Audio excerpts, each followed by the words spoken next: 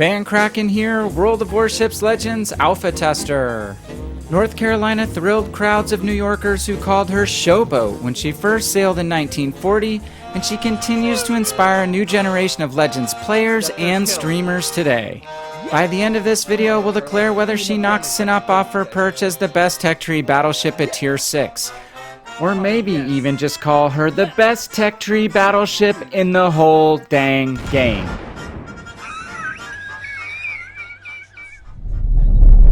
Any in-depth look at North Carolina has to start with the important point of not judging this book by its tech tree cover, because honestly, the USN Battleship tech tree is pretty close to a hot mess. In a well-constructed line, the playstyle of each ship flows logically into the next, and both the Colorado and North Carolina are round pegs sitting in square holes in their respective Tier 6 slots. Colorado does not teach people even remotely how to play Iowa, and North Carolina plays nothing like Kansas. So simply switching Colorado and North Carolina would make a ton of sense from a smoother progression perspective.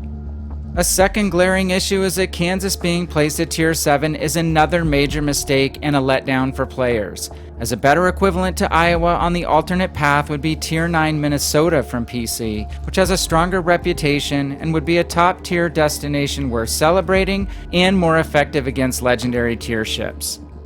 Neither of these changes are likely to happen, but nevertheless, don't be fooled into thinking that North Carolina is an inferior ship because she sits one tier below Kansas and seems to be a misfit on a line of slow dreadnoughts. Let's put the USN Battleship tech tree issues aside and focus on the key qualities that make North Carolina an awesome ship at Tier 6. First off, her artillery features 9 16-inch main battery guns with great range, good turret rotation speed, and excellent AP penetration and alpha strike created by super heavy rounds that are unique to US Navy ships. These guns have relatively high arcing shells that can hit citadels, even on German battleships with turtleback armor at range, as they plunge through decks at steep trajectories and down into vital compartments. However, the same high arcs that can be an advantage when they connect with their target also make the guns harder to aim at and lead targets at longer distances. North Carolina's guns also suffer from a relatively high amount of dispersion, her HE shells and fire chance are pretty weak, and her secondary battery guns don't have enough range to go looking for brawls like her higher Tier 7 cousin, Massachusetts.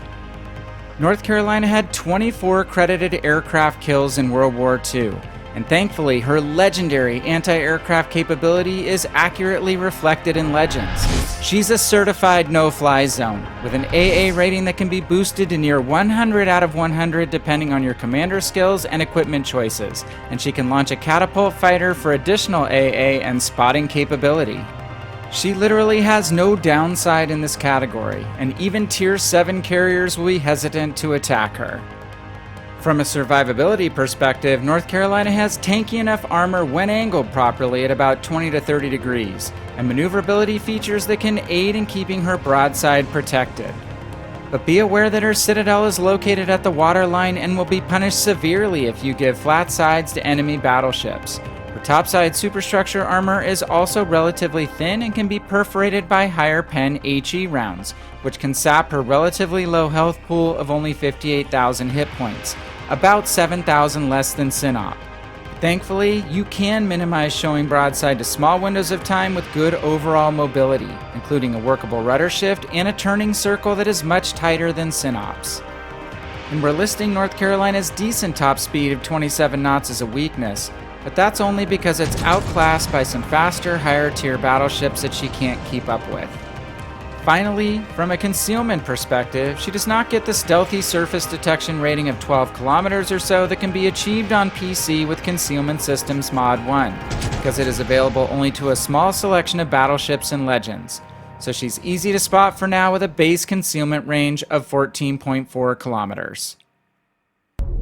Onward to our setup, in which we select Commander William Sims, the best choice for US Navy battleships that are not worthy of specializing in secondary battery capability. From an attack perspective, we buff our main battery accuracy and traverse speed by choosing Andrew Cunningham and Mikhail Kedrov as Commander Inspirations. We pour on additional main battery offensive buffs to accuracy, traverse speed, and shell damage with Flammable Cannoneer, gyrating drill bits, and marksmanship, and push our range out a bit further with reaching out XXL. For mods, we forego the $2 million cost for Target Acquisition System Mod 1 and save a slot with our fingers crossed for concealment sometime down the road. From a survivability perspective, we have access to Sims's Built to Last trait, which adds 2,400 hit points to our smallish health pool, and then take legendary skill Will to Rebuild to regenerate health beyond our repair party charges when allies are near.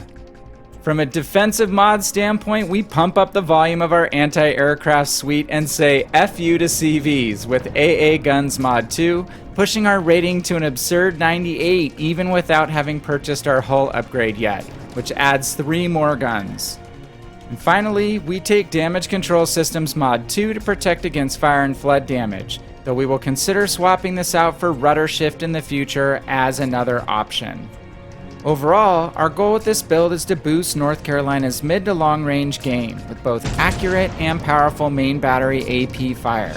And while we do take some protective buffs to AA and damage control, we'll have to rely on smart positioning, decent mobility, and armor angling to protect us from taking too much damage. Without further delay, let's get to our battle stations and highlight some top tier North Carolina in-game action on New Dawn. This was recorded during the time we'll all fondly remember as being infected with Winifred Aigle for a Kraken mission fever, a period to be forever etched in our memory due to its many close call games spoiled by a teammate's last second kill steal. We load into our match behind the north side of the B cap on New Dawn, with a team composition of 2 destroyers per side, but notably we have a flimsy York heavy cruiser that's matching up against a New Mexico, so matchmaking already seems a little iffy. Thankfully, the CVs are tier 5, which doesn't really worry us too much at all in North Carolina. As we take up a central position where we can react to either flank, our first salvo out of the gate grazes a Pensacola ducking for cover and deals 2 hits, including a Citadel for over 14,000 damage, so maybe that's a good omen. The Pepsi successfully gets behind the island, so we decide to push ahead when one of the new, hard-to-pronounce Russian destroyers, on pretty low health, gets sighted off our port bow. It smokes up, but we move in just in case it decides to leave its smoke. For some reason, the DD decides to do exactly that and charge forward. It doesn't survive long enough to get into either torpedo position or safety, as we blap it with the AP we have loaded and take first blood for kill number 1. We've been noticed and we start receiving fire from a few sides, so we keep moving forward and wiggling our course a bit to change our hull angle to enemy ships and throw off their aim. The Pensacola emerges from hiding and we line up on it as it is also down to 1 bar of health. We take the shot over our port shoulder and immediately look up to check our bow angle to the several enemy battleships and a cruiser that are continuing to take pot shots at us. We collect a no-look kill number 2 on the Pensacola and it feels just like we might have a bit of momentum building as we get set on fire by the enemy New Mexico off to starboard. Uh-oh, it looks like they're taking a number now, and our next customer is a Duca d'Aosta that has negated his speed and mobility advantage by hitting an island and reversing at about 11 kilometers in front of us at full broadside. Since our guns are already turned to the target side, we're able to quickly get off a full salvo of AP shells and connect with 2 Citadel hits. So down goes the Duca for a full health dev strike and kill number 3. Catching our breath and starting to roll, it's just 3.5 minutes into the match and the score is now North Carolina 3 and the enemy team 2. But can we keep it going? Next up, the enemy New Mexico shelters in place as we push the Alpha cap to turn it in our favor with a nearly level score, as our team has already stepped in to grab possession of the Bravo cap. Unfortunately, the BB goes down before we can even get a shot. So we turn our guns and attention back to the south and make way for the center of the map. It's still an even game on ships, with the points ticking up in our favor because we hold 2 caps to 1. So if we get to the middle now, we can contain any enemy push into Bravo from their stronghold at Charlie. And as we do, we were able to test our gunnery build and put accurate fire on the enemy Team North Carolina from over 16 kilometers away. At this point, we're really careful to stay as bow on as we can to both the North Carolina and the KGV as we push up a bit, and are able to wear down and destroy the North Carolina with AP rounds for kill number 4. Palms are getting sweaty, adrenaline is building, and it seems like now or never with only 4 enemy ships left and the Kraken, the Aigle, and the Win remaining at stake. We'd like to continue to keep our bow in and angled to the KGV, but the dangerous Icarus appears directly in front of us. We are just about to enter his torpedo range of 8 kilometers, so we have to track him with our bow to avoid getting broadside to any torpedoes he launches.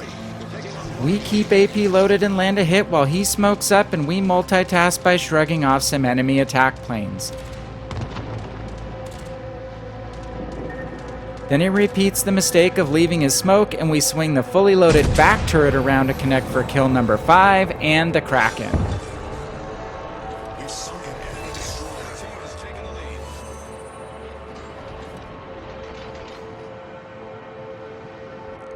With his last-minute charge most likely to launch torps, we successfully dodge them with our tight turning circle and then come about to face the KGV.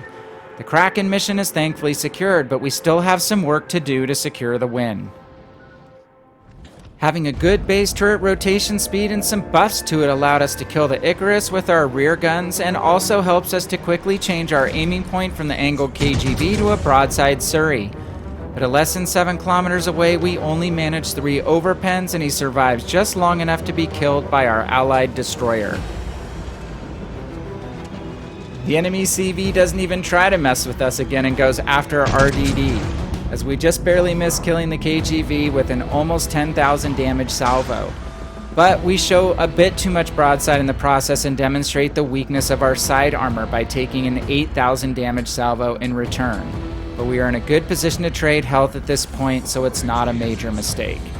Our carrier finishes off the King George, and all that's left now is to mop up the enemy Ryuho, who gets spotted by our destroyers. We turn around towards the source of his planes near the Charlie Cap.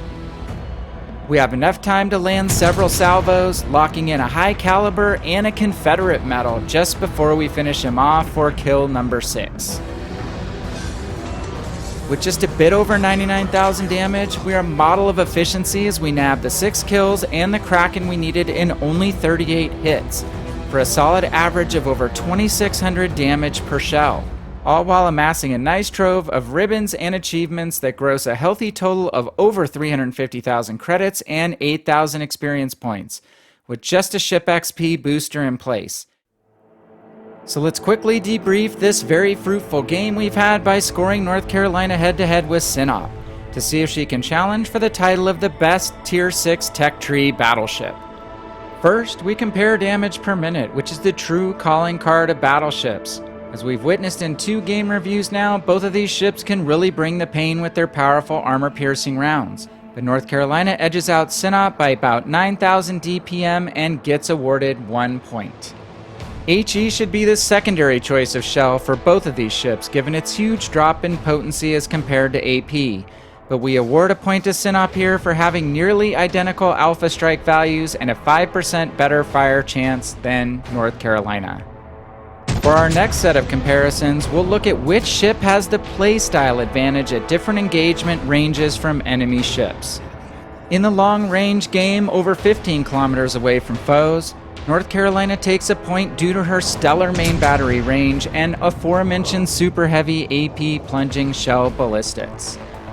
Both ships get a point for their effective 10 to 15 kilometer mid-range games, as they can deal significant and nearly equal damage and pretty easily protect their health with armor angling. And finally, Sinop gets a point for short-range engagements of 10 kilometers or less, in which she can bow in and shrug off damage with her icebreaker bow better than North Carolina can. With a score of 3 points to 3, we have to go to 2 bonus categories to break the tie. First, we are living in an aircraft carrier world now, and North Carolina has a major advantage here over Sinop in anti-aircraft suite potency.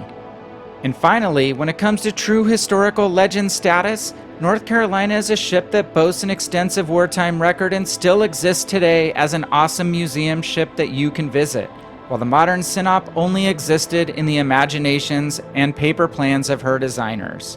Therefore, with a final score of 5-3, North Carolina takes the top prize and knocks off Sinop as the best Tier 6 tech tree battleship in Legends. We've given you a blow-by-blow analysis to proclaim North Carolina as the new Queen of Tier 6 tech tree BBs. And now we are going to go one step further and argue she is the best Tier 6 tech tree battleship in all of World of Warships Legends. What is 100% clear is that these two awesome ships live in a very favorable niche in the World of Warships Legends food chain. And as we've demonstrated in their respective reviews, both are capable of being true apex predators at their tier. But what makes them even more fun and unique to play is that they never have to face legendary tier ships. It's one of the main reasons that Tier 6 is the best tier in Legends, which becomes clear when you consider the diversity of fun ships that reside there, that it's the highest tier with true +1/-1 matchmaking, and it is the most balanced tier to earn credits in as well. So take this scientific proof to heart.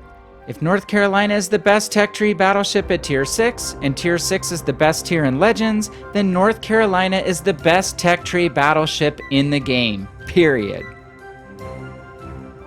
If you missed our prior ship review on Sinop, which highlights our build, a live gameplay review, and covers detailed playstyle tips, go ahead and click the linked video in the corner above to check it out.